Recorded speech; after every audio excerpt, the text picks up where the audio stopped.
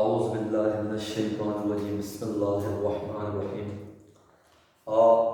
Dear viewers, dear students, हमारा जो पिछला लेक्चर था मेजर ऑफ डिस्पर्शन के हवाले से, उसकी इंट्रोडक्शन हमने डिस्कस किया।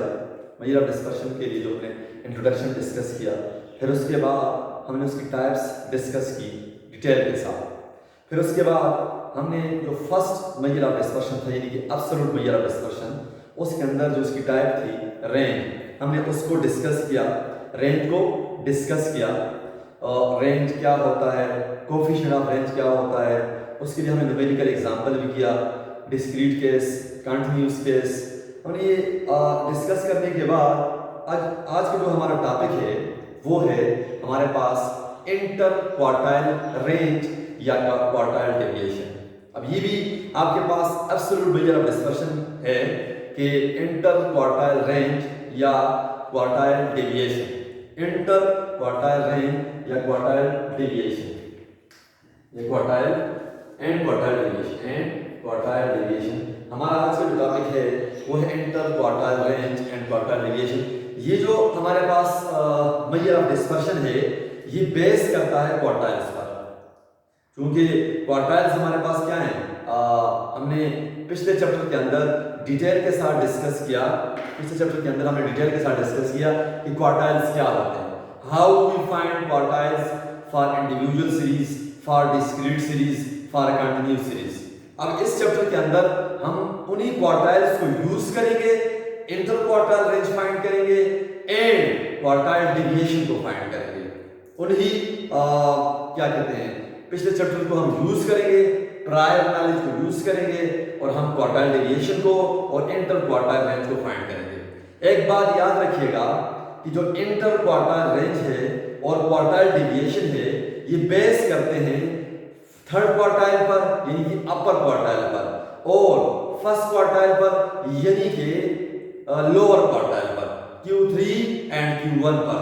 ओके, जिस तरह क्वार्टाइल्स हमारे पास पोजिशनल एवरेजेस हैं, इसी तरह इंटर क्वार्टाइल रेंज और क्वार्टाइल डेविएशन भी आपके पास पोजिशनल मेजर ऑफ डिस्पर्शन है। और ये यानी कि सारी वैल्यूज पर बेस नहीं करते, ये पोजीशन के लिहाज से बेस 25% इधर और 25% इधर, वैल्यूज को छोड़ के जो दरमियान के 50% वैल्यूज हैं उन पर ये क्वार्टाइल डेविएशन और इंटर क्वार्टाइल रेंज बेस करता है। इनकी एक्सट्रीम वैल्यूज को ये इग्नोर कर देता है, एक्सट्रीम वैल्यूज को ये इग्नोर कर देता है। अब थोड़ा सा डिस्कस करते हैं कि by eliminating the lowest 25% and the highest 25% of items in a series, we are left with the central 50% which are ordinarily free of extreme values. Okay, to obtain a measure of variation, we use the distance between the first and third quartiles, that is interquartile range. हमारे पास the difference between third quartile and the first quartile, इनका जो difference होगा, that difference is called interquartile range, which is represented by IQR. That is, but generally take half of the distance, that is semi-interquartile range. In other words, we can define the quartile deviation as the difference between third and first quartile divided by 2 is called quartile deviation. अब मैं detail के साथ यहाँ पे आता हूँ, detail क्या होगा हमारे पास। First of all we define inter quartile range. Mathematically we can write it as inter quartile range बराबर है Q3 माइनस Q1। ये जो IQR लिखा हुआ है, IQR is known as inter quartile range, which is equal to the difference between Q3 minus Q1. What is Q3? Third quartile या upper quartile, which we already discussed in previous chapter. What is Q1? Q1 is the first quartile, यानी कि lower quartile. जब इन दोनों का difference लेंगे तो inter quartile range बनेगा। अब इसी इंटर क्वार्टाइल रेंज के जब आप हाफ लेंगे, डिवाइड बाय 2 करेंगे, इसका जब हाफ लेंगे, इसका यानी कि आप जब इसका हाफ लेंगे, इंटर क्वार्टाइल रेंज का half, take half of the interquartile range, we obtained quartile deviation. मैंने यहाँ पे लिखा Q dot D. What is Q dot D? Quartile deviation. Symbolically, mathematically we can write IQR, यानी कि interquartile range क्या होता है? Q3 minus Q1. जब आप interquartile range का हाफ लेंगे, क्या लेंगे? हाफ का मतलब है उसको डिवाइड बाय 2 करेंगे, then we get quartile deviation which is represented by Q dot D. Okay, mathematically quartile deviation is written as, किस तरह जी? क्वार्टाइल डेविएशन बराबर है Q3 minus Q1 divide by 2. What is this? ये क्या है आपके पास? Inter quartile range है. हम यूं भी लिख सकते हैं क्वार्टाइल डेविएशन बराबर है third quartile minus first quartile divide by 2. This is the absolute measure of dispersion. When the units of the measurements are same, ये दो सीरीज के यूनिट्स आपके पास सेम हो, हाइट है, मार्क्स है, वेट है, when compare these series which have units of measurements are same, then we use quartile deviation या interquartile range. absolute measure of dispersion.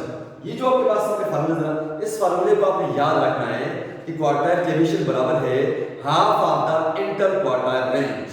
Define भी कर सकते हैं. कोई आपसे पूछे कि what is the quartile deviation, तो आप उससे एकदम कहेंगे half of the inter quartile range is called quartile deviation which is represented by Q dot D, which जिसके इधर 25% वो लेफ्ट कर देता है.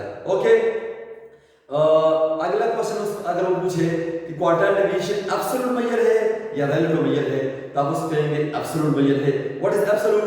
वो ऑलरेडी आप पढ़ चुके हैं. अब मैं मूव करता हूं अगले जो मेरे पास जो टॉपिक है, अगले जो चीज है वो है रिलेटिव मेजर ऑफ डिस्पर्शन. यानी क्वार्टाइल डेविएशन के लिए जो रिलेटिव होगा वो क्या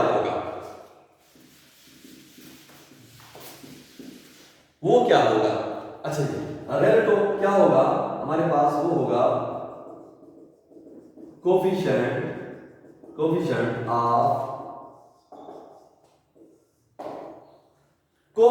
of quartile deviation, coefficient of Q dot D. What is Q dot D? Again quartile deviation. जब क्वार्टाइल डेविएशन का आप कोफिशिएंट लेंगे वो क्या बन जाएगा? रिलेटिव डिस्पर्शन बन जाएगा. किसके लिए? क्वार्टाइल डेविएशन के लिए. तो जो हमारे पास कोफिशिएंट ऑफ क्वार्टाइल डेविएशन होगा वो किसके बराबर होगा कि आपके पास यानी कि नोमिनेटर में आपके पास Q3 minus Q1 होगा और नीचे डिनोमिनेटर के अंदर आपके पास Q3 plus Q1 होगा. और कोफिशिएंट ऑफ क्वार्टाइल डेविएशन को रिप्रेजेंट किससे करते हैं? C dot O dot Q dot D. इस तरह आप लिख सकते हैं खुद से. ओके, तो मैं लिख सकता हूं कि कोफिशिएंट ऑफ क्वार्टाइल डेविएशन बराबर है Q3 minus Q1 Q3 plus Q1.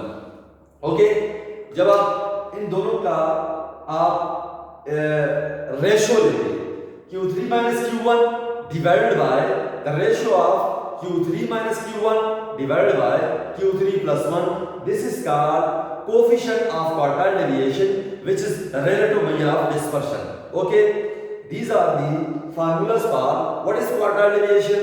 Quartile deviation का फार्मूला क्या है, इंटर क्वार्टाइल रेंज क्या होता है और कोफिशिएंट ऑफ क्वार्टाइल डेविएशन का फार्मूला क्या है, ये मैंने आपके सामने अभी डिस्कस किया. अब मैं यहाँ पे लिख सकता हूँ. अब मैं ये जो क्वार्टाइल डेविएशन है यहाँ पे एक बात याद रखिएगा, मसला क्या है यहाँ पे, चूंकि क्वार्टाइल डेविएशंस को फाइंड करने के लिए हमारे पास क्वार्टाइल्स की जरूरत पड़ेगी. तो चूंकि क्वार्टाइल्स हम ऑलरेडी पढ़ चुके हैं पिछले चैप्टर्स के अंदर कि क्वार्टाइल्स को आप किस तरह फाइंड करेंगे, चूंकि क्वार्टाइल डेविएशन के लिए आपने Q3 को फाइंड करना है, Q1 को फाइंड करना है। अब इंडिविजुअल के लिए, डिस्क्रीट के लिए एंड कंटिन्यूस के लिए कैसे फाइंड होते हैं ये ऑलरेडी आप पढ़ चुके हैं। मैं एक ही एग्जांपल आपके सामने डिस्कस करता हूं, बाकी मैं आप पे छोड़ देता हूं क्योंकि ऑलरेडी आपने डिस्कस किया हुआ है। ठीक है, मैं एक एग्जांपल आपके साथ डिस्कस करता हूं, तो बाकी जो डिस्क्रीट है या कंटिन्यूस है वो आपने खुद करना है। ओके,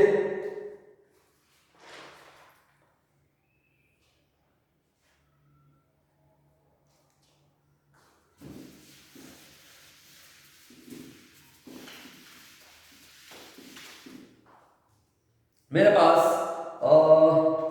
जो डेटा सेट है कंप्यूट क्वार्टाइल डेविएशन, एग्जांपल है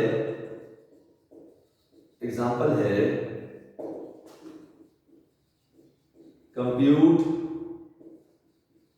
क्वार्टाइल डेविएशन एंड इट्स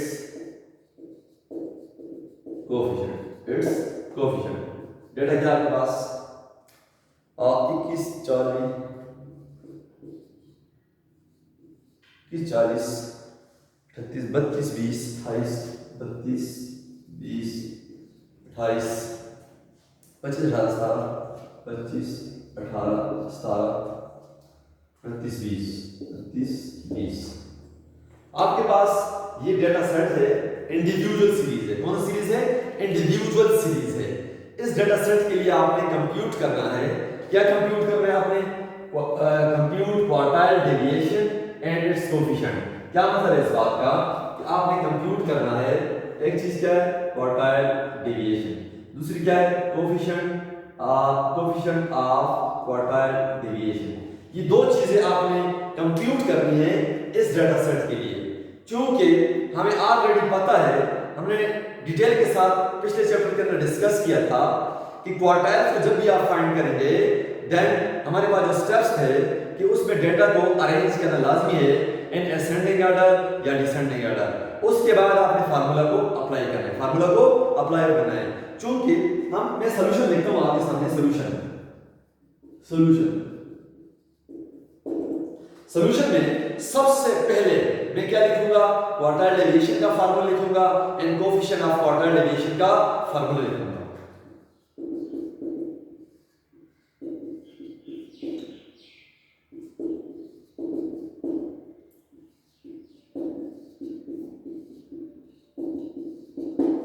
ये आपके पास दो फार्मूलाज हो गए आपके पास।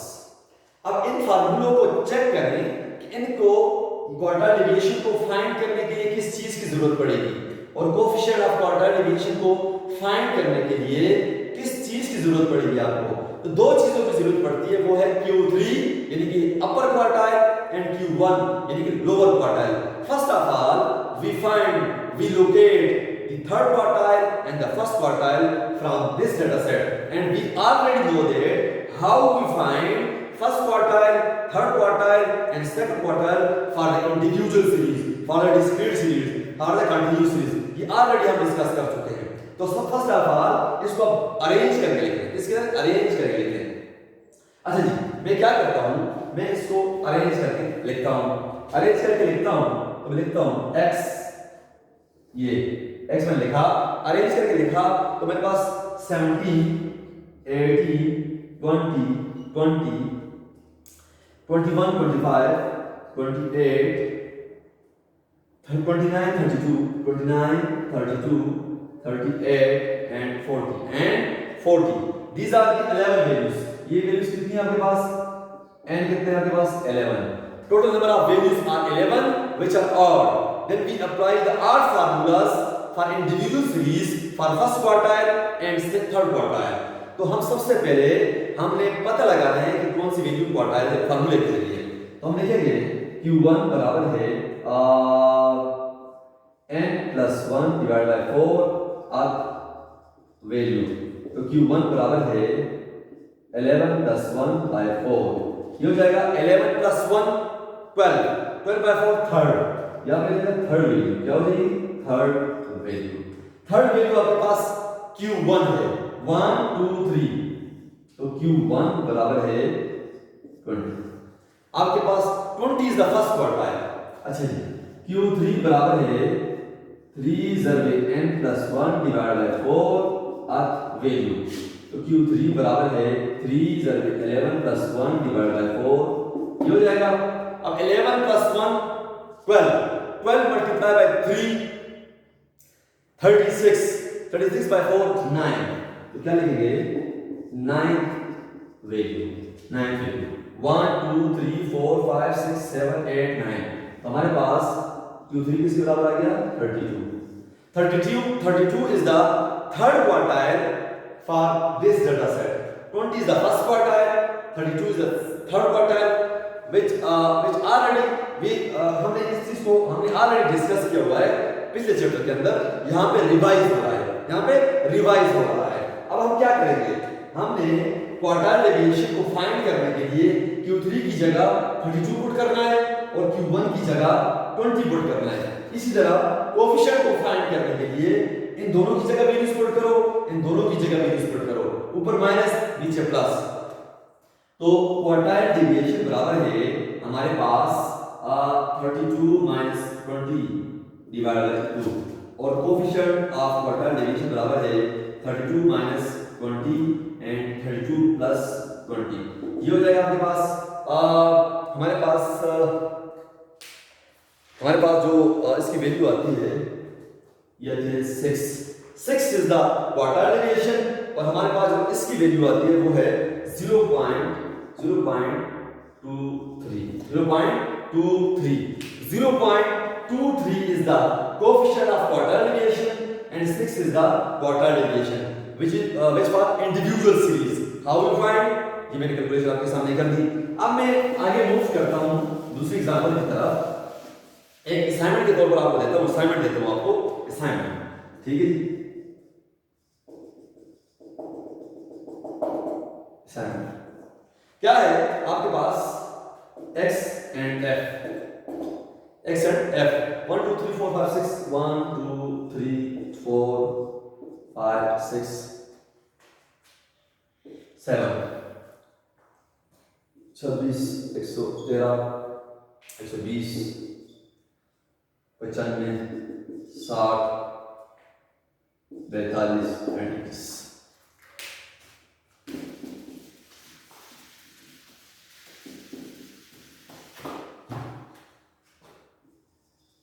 Compute quartile deviation and coefficient of quartile deviation। ये दो चीजें आपने कैलकुलेट करनी है। ये आपका डेटा सेट है।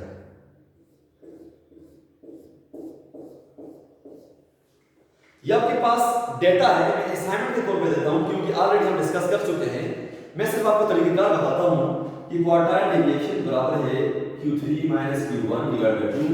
कोएफिशिएंट ऑफ क्वार्टाइल डेविएशन बराबर है Q3 minus Q1 Q3 plus Q1। हमारे पास चूंकि डेटा किस किस्म का है, डिस्क्रीट का है। How you find quartiles first second and third for discrete series which we already discussed in previous chapter in detail। Okay, कौन से फार्मूले यूज कर रहे हैं, किस तरह फाइंड कर रहे हैं, ये ऑलरेडी पढ़ चुके हैं। तो आपने इस डेटा सेट को फर्स्ट ऑफ ऑल अरेंज कर रहे हैं। अरेंज करने के बाद आपने Q1 फाइंड कर रहे हैं, Q3 फाइंड कर रहे हैं, Q3 फाइंड कर रहे हैं और उसके बाद जब वो फाइंड हो चुके फिर उसकी वैल्यूज को Q3 और Q1 की वैल्यूज को यहां पे पुट करना है। ये मैं आपको असाइनमेंट देता हूं क्योंकि ऑलरेडी डिस्कस हो चुका है, बार-बार डिस्कस करना अच्छा नहीं होता। Q3 और Q1 को फाइंड करेंगे इस डेटा सेट में से, फिर वहां पे पुट करेंगे, यहां पे पुट करेंगे। ये जो आपके पास आंसर आएगा पॉइंट्स के अंदर आएगा। ये आंसर आपके पास इंटीजर समथिंग पॉइंट्स में भी आ सकता है। तो ये आपके पास रिलेटिव, ये आपके पास एब्सोल्यूट। रिलेटिव वही है, एब्सोल्यूट वही है फॉर दिस डेटा सेट। मैं अगली असाइनमेंट देता हूं आपको, अगली असाइनमेंट। ये तो डिस्क्रीट होगा। अगली असाइनमेंट आपके पास है वेजेस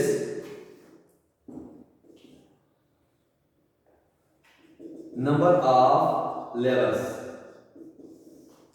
वेजेस क्या है आपके पास, 30 32 30 32 32 34 34 36 36 38 38 40 40 42 42 44। नंबर ऑफ लेबर्स क्या हैं? 18 16 12 18 16 14 12 8 14 12 8 एंड 6। ये आपके पास डेटा सेट है। इसके लिए आपने कंप्यूट करना है quartile deviation and coefficient of quartile deviation. ये दो चीजें आपने कंप्यूट करनी है। मैं असाइनमेंट के तौर पे देता हूं। ये डेटा किस किस्म का है? कंटीन्यूअस का डेटा है। कंटीन्यूअस के डेटा के लिए आपने quartiles how to find quartile first second third for continuous series for group frequency distribution which we already discuss in previous chapter in detail with explanation हम कर चुके हैं। सबसे पहले आपने क्लास का पता लगाना है, arrange the classes with respect two frequencies if needed, ये हम पढ़ चुके हैं। फिर आपने क्लास का पता लगाना है कि कौन सी क्लास Q1 की है, कौन सी Q3 की है, कौन सी Q2 की है, जो चीज आपको रिक्वायर्ड है।